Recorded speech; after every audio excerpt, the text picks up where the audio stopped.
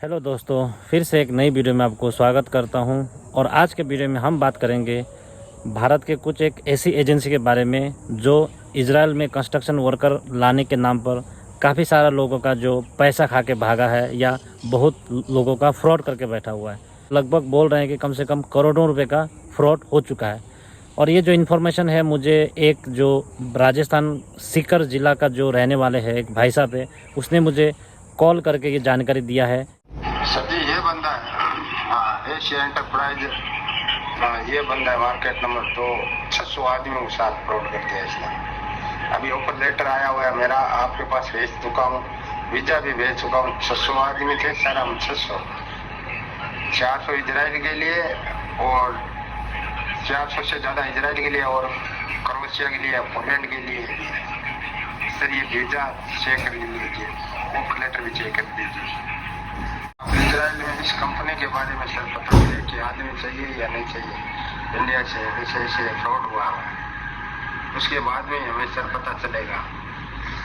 15 करोड़ रुपए के शिकार हो गए सर जी हम, 15 करोड़ रुपए के। क्योंकि उन्होंने वही एजेंसी से अप्लाई किया था और उनके मुताबिक कम से कम 600 लोगों को इन्होंने ठगा है और इन्होंने कम से कम 12 से 15 करोड़ रुपए लेके भाग चुका है। अब इनका ऑफिस भी बंद है, अभी ये आ भी नहीं रहा है और फ़ोन भी नहीं उठा रहा है। और फ़ोन उठाने पर भी बोल रहा है कि जो करना है कर लो, मुझे कोई कुछ नहीं कर सकता बोल के धमका रहा है। चलिए पहले बात करते हैं कि ये जो एजेंसी कौन है, ये कितने रुपए ठगा है, किस किस लोगों से ठगा है और कौन कौन से देश के नाम पे ठगा है।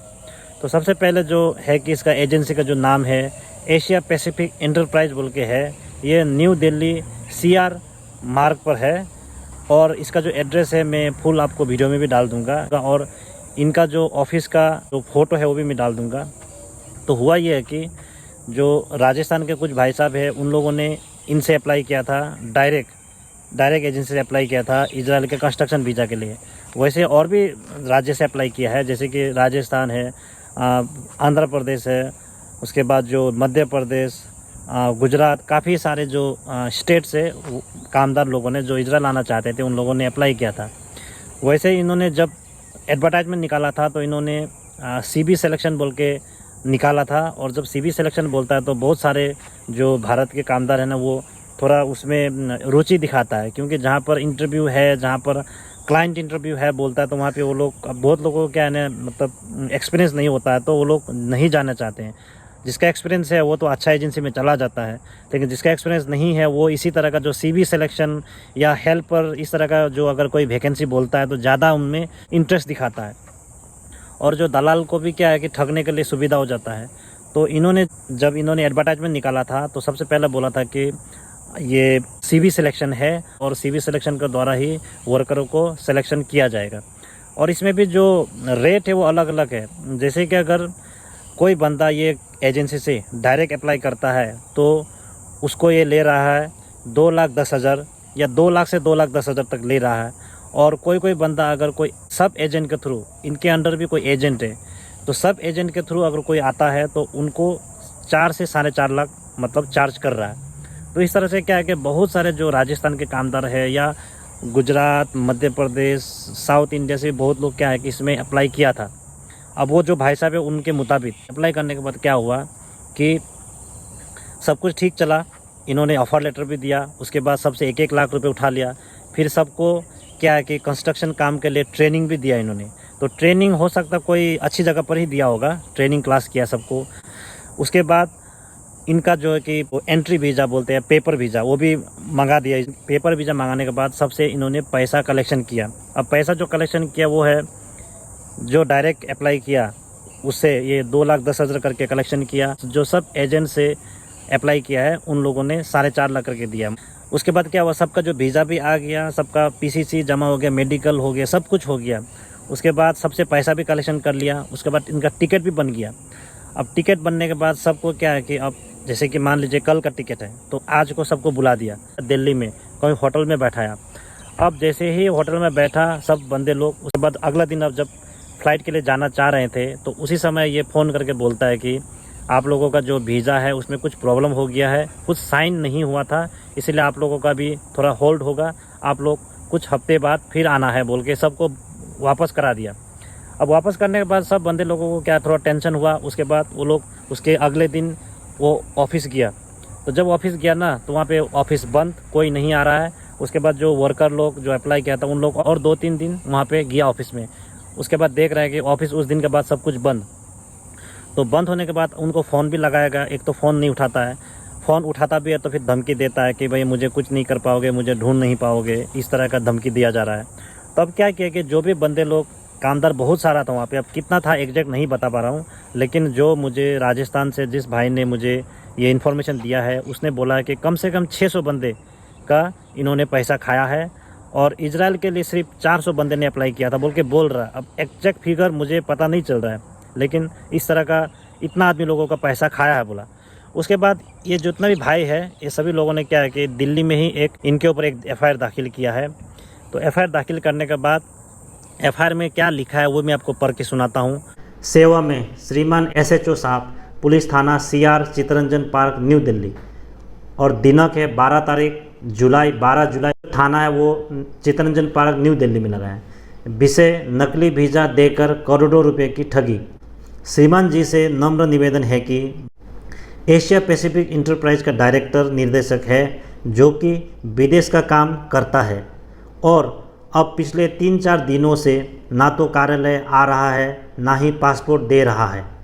अतः शक के आधार पर वीज़ों की जांच पोलैंड एम्बेसी वीज़ा दफ्तर में बीता हुआ कल को जांच करने पर मालूम हुआ कि वीज़ा व टिकट दोनों ही नकली है।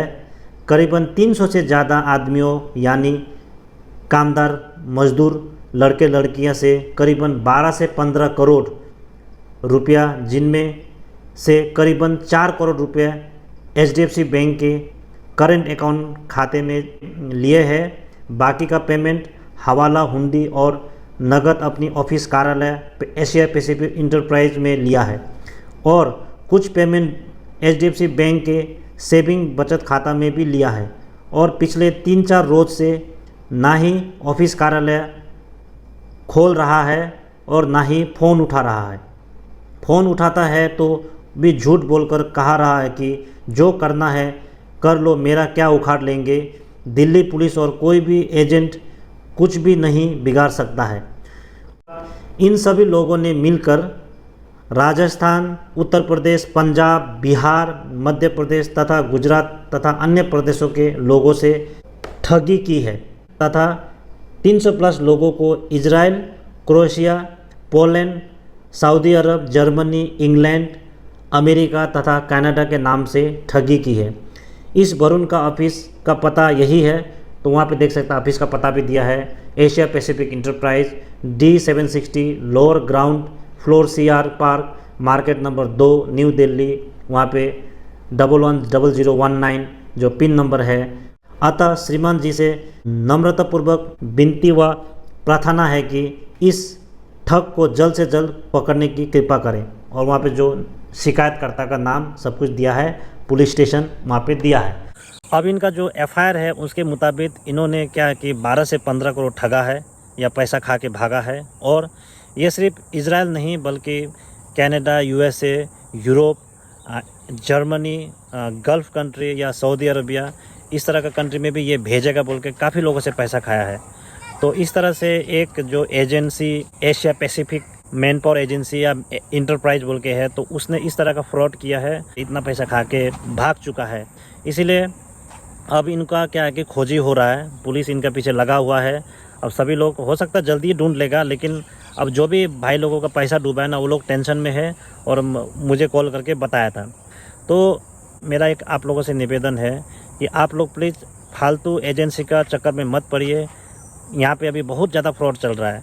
कोई बोल रहा है हेल्पर का वीज़ा आया है, कोई बोल रहा है फैक्ट्री हेल्पर का वीज़ा आया है, फैक्ट्री वर्कर का वीज़ा है, कोई बोल रहा है एग्रीकल्चर का वीज़ा है, जबकि ये सब वीज़ा कोई भी गया नहीं है अभी तक। सिर्फ कंस्ट्रक्शन काम के लिए वीज़ा गया है और केयर गिवर में वर्कर आते हैं, बस यही 2 ट्रेड के लिए आते हैं। बाकी जो भी आपको बोल रहा है तो सोचिए 99% फेक है, इसमें कोई सच्चाई नहीं है।